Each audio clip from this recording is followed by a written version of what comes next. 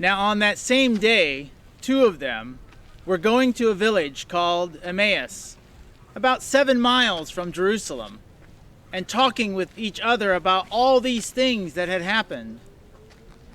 While they were talking and discussing, Jesus himself came near and went with them, but their eyes were kept from recognizing him. The two disciples walking on the road to Emmaus had witnessed all the events in Jerusalem. Jesus' triumphal entry upon a donkey on what we now call Palm Sunday, his trial, and the way the soldiers belittled, beat, and mocked him. From a distance they had seen him hung on a cross like a common criminal. They were not able to make out his words, but they saw him speaking to the criminals hanging next to him. They had seen him breathe his last breath and die. They watched as he was laid into the tomb. They could not walk in silence. They had pinned their hopes on Jesus. They had bet their lives on this one from Galilee who taught and healed with amazing grace and power. And now they were walking in the shadows of the cross.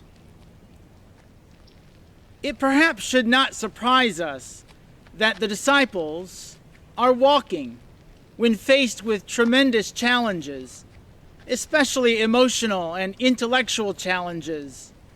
Whenever we're faced with those, we may opt for a walk to clear our minds and our hearts. Walking, according to Irish neuroscientist Shane O'Mara, makes us healthier, of course, but also happier and brainier. A good walk initiates a flood of activity in our brains, engaging the very parts that help us navigate through problem solving. So as we walk, our brains process loads of information from our 5 senses. Our smells that we encounter along the way, the sounds that we hear from nature or other influences, the sights that we behold and take in, even taste, maybe that there's an incoming storm, and touch, what we feel, a slight breeze on our skin or a chilly breeze on our face. All of those things giving our brains loads of information. And some of that processing helps us map out our way to or from a place. An internal GPS that stores routes for getting us where we need to be. Some of that neuroactivity helps us navigate socially as well. Staying in our lane, for instance, keeping our distance from one another, our social distance, not crashing into one another as we walk, greeting those we know, offering a smile to a stranger, keeping pace with a friend or partner, all while discussing the latest story of the day. All of these cognitive activities can energize us and help us cope with depression, anxiety, fear, and grief. So it's perhaps not surprising that the disciples in this famous story from the Gospel of Luke are walking, and that they could not walk without speaking. They had to share their disappointment. They had experienced the end of their hopes and their dreams. But we had hoped that he was the one to redeem Israel. Yes, and besides all this, it is now the 3rd day since these things took place. Moreover, some women of our group astounded us. They were at the tomb early this morning, and when they did not find his body there, they came back and told us that they had indeed seen a vision of angels who said that he was alive. Some of those who were with us went to the tomb and found it just as the women had said, but they did not see him. But we had hoped. David Lose blogged about this story, saying, "So much is said in those 4 words as they speak of a future that is not to be, a dream that created energy and enthusiasm but did not materialize, a promise that created faith that proved to be false. It speaks of a future that is closed off, now irrelevant, dead. And there are few things more tragic than a dead future." Once challenged to write a short story in 6 words, Ernest Hemingway supposedly replied by penning on a napkin, "For sale, baby shoes, never used." It's not just the tragedy of what happened that hurts, but the gaping hole of all that could have happened but won't.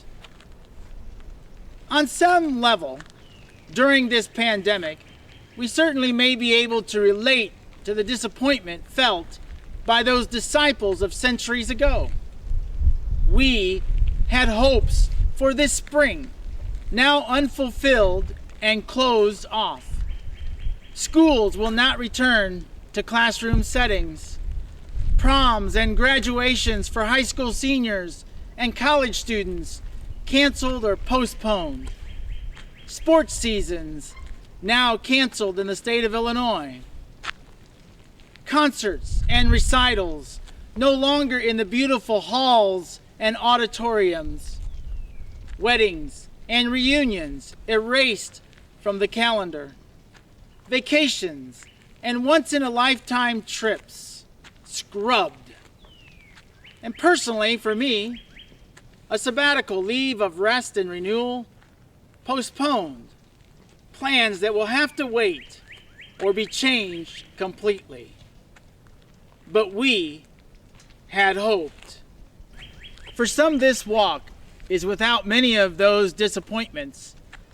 But for all of us, facing our family and friends for whom these are very real can be daunting. We feel inadequate to the task of confronting the shadows in our own lives, let alone others, and so we are tempted to flee in denial.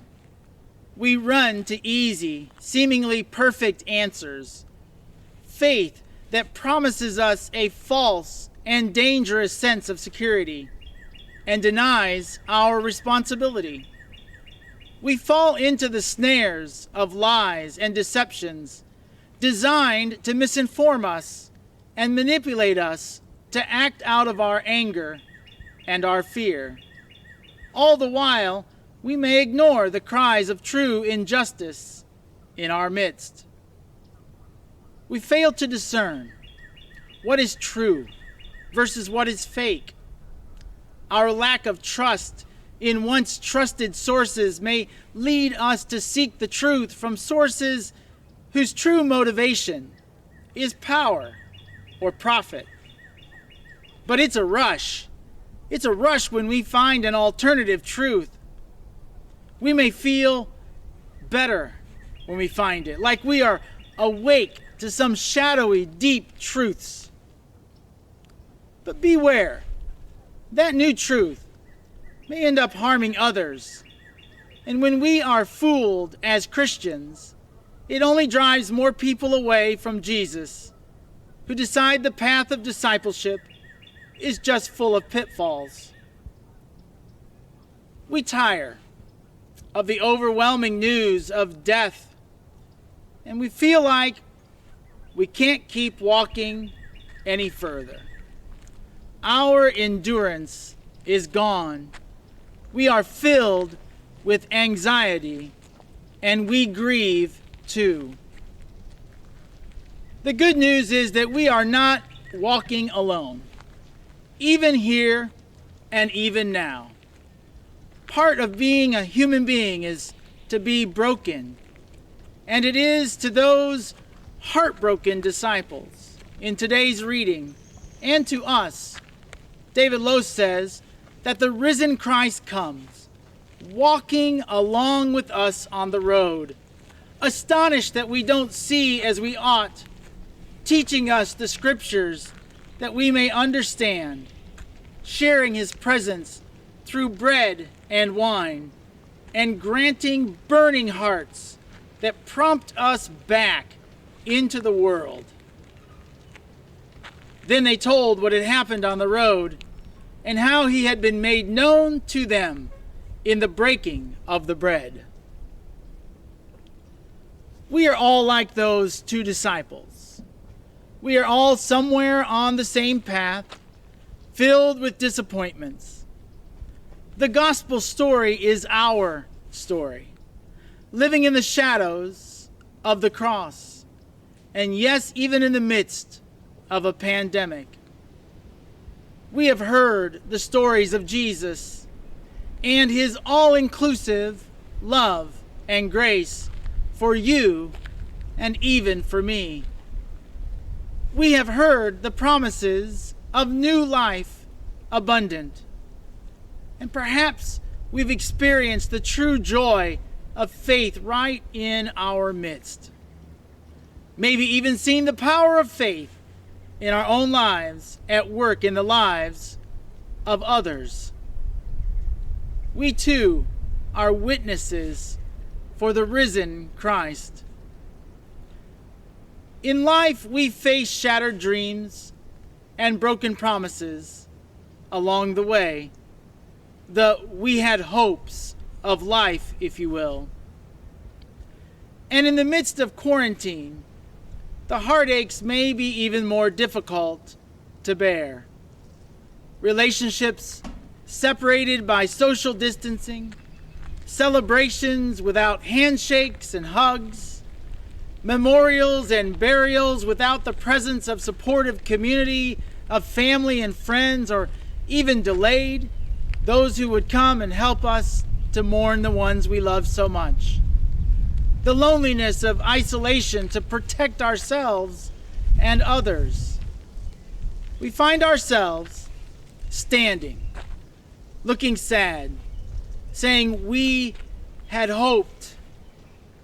We want all our questions answered, all our problems solved, all our pain removed, all our worry gone. This story of two heartbroken disciples offers us an antidote for hopelessness. Whenever, wherever, however we gather in our shared humanity as the body of Jesus Christ, we proclaim the gospel, the good news, that God's love demonstrated in Jesus is bigger than all our largest disappointments. God's promise to be always present with us, even in our sorrows, is a promise we can trust. That God accepts us in our brokenness and offers us a way of life filled with hope, with peace, with love, and with joy. And as those who live with hope in and amongst the shadows of life, we bear witness to Jesus when we offer welcome, support, encouragement, forgiveness, and acceptance to others who journey in the same shadows we do. So as we prepare to share in the Lord's Supper this day, wherein the symbols of broken bread and the cup poured out, we are invited to recognize the amazing grace, mercy, and love of God made known in Jesus.